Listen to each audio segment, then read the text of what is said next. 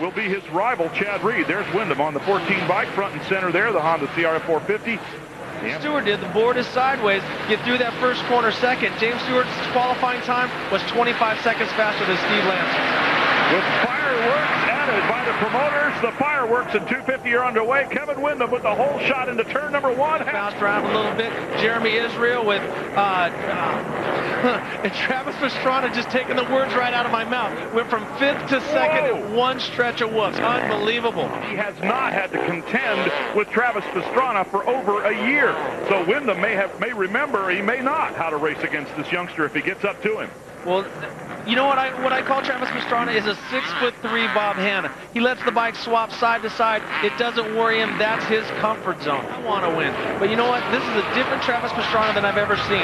Very smart, not trying to jump everything, not trying to impress everybody. I think he's going to watch Kevin Windham, learn from him, and then come back and give it everything. Pastrana nose to tail right now. Windham still riding in a very controlled fashion. He hasn't panicked under any circumstances, but Pastrana can put panic in you if you haven't felt it in a while. Just being back has given everybody a thrill. Well, Pastrana has said in the past that he feels that Kevin Windham is the world's best rider. So smooth, so slick, but now he's learning from him, and let's see what he does with him. Kevin looks like Travis got a little more speed.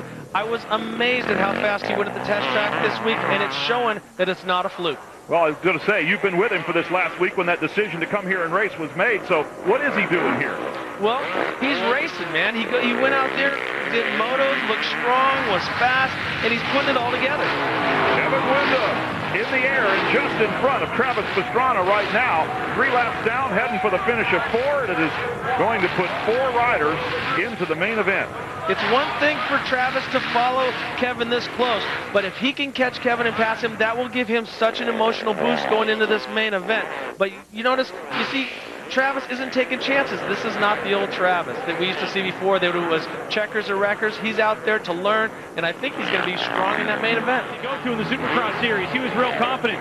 The second thing is on Travis Pastrana. We went to his pit and wanted to get a hold of him, but he was back at the hotel. The Suzuki team wanted to keep every bit of energy in him as possible. And my question is Travis going to spend the extra energy to catch Windham, pass him, and win this, or just make it to the main event?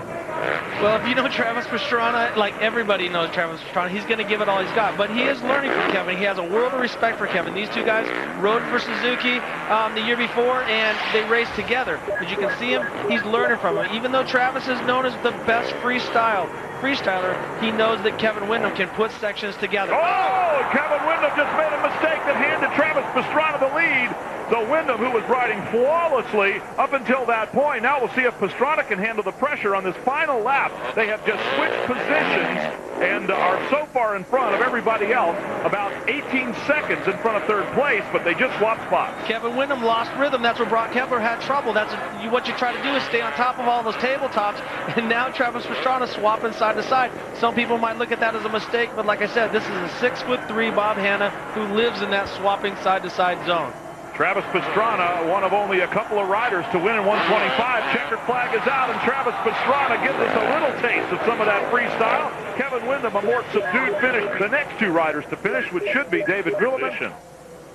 We'll take another look at the lead as Travis Pastrana mounts the podium there. Here's what happened to the number 14, Kevin Windham. I told you cannot relax here at Daytona. Those grooves don't look like much, but he was a little bit off to the side. Why maybe you came here to Daytona. I think checkered flags was the reason, and you got one. And the big difference was getting through that rhythm section the last time. How did you catch him and pass him? Really wasn't up to me. I was just riding pretty much as hard as I could. K-Dub messed up that rhythm a little bit. Hopefully put a little pressure on him, but man, K-Dub's an awesome rider. I'm just stoked to be here. This is great. You know, you took a lot of time today to rest and relax and get yourself up to speed physically for this race. Now, the heat race is in the books. How do you feel, and do you have enough energy left to do the same thing in the main? Oh, don't tell anyone, but I'm spent. No, it should be good. I'm going to get out there and give it my all. Hopefully, if I can stay with them, halfway, I'll be able to pick it up towards the end. What are you going to do now to relax and get that stamina built up for the main? Go back and go to bed. Maybe watch James Stewart. That guy's amazing. Pissing me off. He's moving on. were a year ago. Ricky Carmichael finishing in the mud. Here's our starting grid. Travis Pastrana with gate choice was the winner of the faster heat. Chad Reed the winner of the other one. Then Windham and Sean Hamlin. Deteriorated. But Travis Pastrana, right there, the nerves have got to be going through this kid. Chad Reed, guy loves competition. He's ready to race. Right next to him, Kevin Windham is Travis Pastrana 3 spots away on the other side. Here we go to turn number 1, and it looks like Reed, but from the outside, Reed, yes, it looks like Chad Reed with the whole shot. Travis Pastrana on the inside in second place with Sean Hamlin in third. David Vuillemin, Michael Byrne coming in there. And Craig Anderson was the rider that Reed was bumping on. So two cousins were banging. Right now, but it was the blue bike to turn number 1 first, then second, then first coming off the other side. Here we are. They're still very close together. Travis Pastrana back in third position right now. Chad Reed out in front. We heard him say at the beginning of the show. Like that. He's also one of the only riders that will be able to win it on a 125 and a 250. Only that's a very small class. But Travis Pastrana in second place with Sean Hamlin right behind him.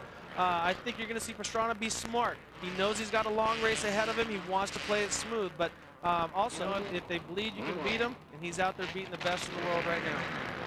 The big loser on this whole start here series. There's Chad Reed, your leader, on the Yamaha, out in front right now, and unchallenged for the moment anyway by Pastrana, who has kept him close, only a couple of seconds back. A little bobble by Reed, and Pastrana will be right there to pound. Go for it. Chad Reed's fastest lap, and you just saw it on the bottom of the screen a moment ago, came on the most recent lap.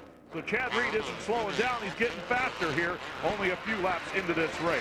Finished 7 laps, and only Reed and Pastrana have done so. The rest have yet to cross the finish line. Travis Pastrana running very, very strong, but he's saving energy. You watch Travis out there, he's got that long 6'3" body, and he's just playing it smooth, playing it very smart. Track and lap riders, and Pastrana goes down in the rhythm section after the finish line. He goes down, it's off camera right now, but Travis Pastrana goes down and now gets back up in third position. Trying to win by tricks, but let's take a look at Travis Pastrana. He swaps, gets off side to side. He's a little bit loose back and forth. Now the thing swaps, he lands down, loses his foot peg, and down he goes. But hey, the Daytona track just bit Travis Pastrana. Well, Pastrana's been out of competition for a while, and I have to think that there's a little bit of difference there. He almost rolled it over on the front wheel again, and here comes the number 5 of LaRocco up behind him and past him, it looks like, and Pastrana seems to have kind of lost his confidence a little bit and maybe even lost his rhythm. Being out of competition so long has to hurt you. Yeah, I'm not going to throw any stones right now at Travis Pastrana. For him to come out and win a heat race, run second quick in practice to Chad Reed, and then be up in front this whole time, hey, this track beats you up like you can't believe. So Travis Pastrana, my hat is off to him. I think he's gonna come back and shock the world. Oh, I think we could have a whole cheering section for Travis Pastrana. Earlier tonight was the fact that this is not a race that is going to be determining the future of Travis Pastrana. He was telling me earlier that, you know, he might still run St. Louis, he might not. This was just a race that they started feeling pretty good about, and so he decided to come run this. The big key for Travis is really focusing on 2005. He might run a bunch more of these Supercrosses this year. He might go a little bit easier at it. One of the things he is going to do is some more car racing. He really felt strong about tonight because he ran 2 20-minute motos and then rode his bicycle 20 miles back to the hotel to prove to Roger DeCoster that, hey, physically, I'm fit. Mentally, I feel good, but we're going to get ourselves back into this racing game and go after it in 2005. All right, well, Travis Pastrana having a look over at the number 12 of David Vuillemin, and Pastrana losing another spot. But talk about runs to the front. We already chronicled Kevin Windham going from 9th to 2nd. Mike LaRocco was 8th about the same time, and he's moved all the way up to 3rd. He has a way of finding speed. Right now we're watching Michael Byrne work his way back up. Travis, just a little worse for where. Down he goes. Didn't see Byrne on the inside there, and they tangled up a little bit. So Travis Pastrana down on the course. You see the safety workers warning the other riders to go around him. Pastrana's up. The bike is running. He remounts. Continues. We saw Nathan Ramsey, Nick Way, and also Sean Hamlin go by Pastrana. Sits down just a little bit tired. Burns squares him up. He just kind of relaxed in the groove, then stuck, then boom, down he goes. When you're at energy like that, it just seems like nothing goes right. In Travis Pastrana's world right now, this is the longest day, the longest moto of his life. But you know what, though? He'll come back strong. We should add that Chad Reed, there's the mistake, and Pastrana's right behind him. Chad Reed down. Chad Reed lapping Travis Pastrana and then making a small mistake. It was just off camera. We saw him go down, pick himself back up. Like I said, you can't relax on this track. It'll bite you. So Pastrana looked like he was right there, but in fact, you're right. Well, he just comes across the inside, loses his footing, and goes down in a very, very high-speed area. So luckily for Chad, he did not hit harder than that. But, you know, just came in, lost his footing a little bit, missed his peg, and down he goes. And luckily for him, he had such a big lead that he didn't lose a position. In fact, barely lost any of the lead that he had built up over the first 14 laps. So that it'll get more and more rough, more like an outdoor. So that's what's tricked a lot of guys, and here's Chad Reed. Chad Reed takes the checkered flag, the fireworks, the celebration by his team. Kevin Windham will follow him home in second position. And once again, the two main players in the 2004 Supercross Championship are going to finish 1 and 2. Chad Reed obviously has, well, he's not, we can't tell if he's hurting or whether he's just emotional. And 1999. We'll take a look at all the results here. You'll be looking for the name of your favorite rider, no doubt. We hope you see it as high up on the list as you had hoped for.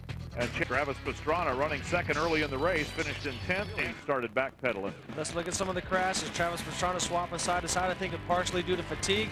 That's one crash. A little contact with Byrne. Crash number 2.